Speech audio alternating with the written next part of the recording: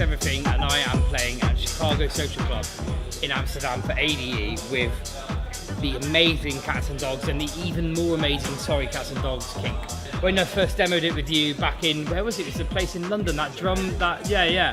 It was like wow, and then when I got it, it was like wow, and I've sort of been working with it, and my favourite for me is the TB3. I love.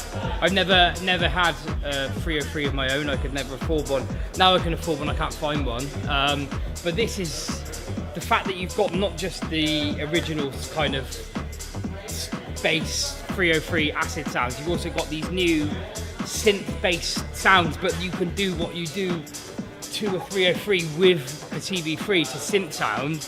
It just opens up a whole new plethora of possibilities, and I make a lot of, I say a lot, I would say 30% of the records I make have an acid influence in them, so this has just enhanced it big time. Adding a bit of hardware like the TB3 or the TR8 just completely enhances that performance capability, and it opens up the what's the right word? Spectrum, I suppose, without sounding wanky. Opens up the spectrum of what you can do with not only sound, but the way you can take the party. Do you know what I mean? So I can stop what's going on with the records I'm playing and do something completely ad lib with the TB3 and the TR8, and even if I've got the guts and I'm drunk enough, get on the vocoder. I don't know actually what the vocoder's called, but the VT3, there you go. And the VT3, I can get on that, and if I've got the no one really wants to hear a Bristolian accent in a club, but no one would know I've got a Bristolian accent with that thing. So I think personally it opens up a massive scope to do loads more, and I'm well into using it as much as possible in the future. And so we were just talking about DJ Pierre, and we know that he's a legend, the godfather. Yeah, the acid sound. Right?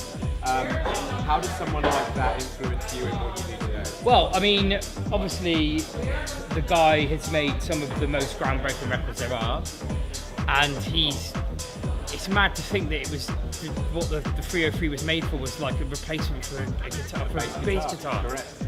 Like, so weird. Like, it's just mad to think that that's what it was used for, and completely as its purpose completely rubbish. let's not beat around the bush. As a replacement for a bass guitar, it doesn't work. But for making acid house records, it's the best thing, and there's nothing better than listening for me when an acid line's good, like Josh Wink or DJ Pierre or even Scott Project U. I don't even remember that really hard.